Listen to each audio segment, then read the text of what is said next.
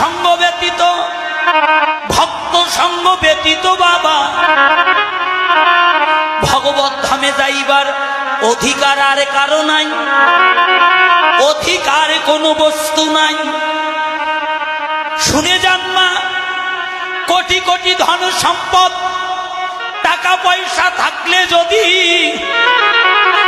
আমার ভগবান লাভ করা যেত, এই জগতে অনেক কোটিপতি আছে বাবা, তারা ভগবান কিনে বসে থাকতো। যদি মান দিয়ে, জ্ঞান দিয়ে, পাণ্ডিত্য দিয়ে ভগবান লাভ করা যেত। জগতে অনেক জ্ঞানী আছে, অনেক পণ্ডিত আছে, অনেক মানি আছে, তারাই আমার ভগবান লাভ করত।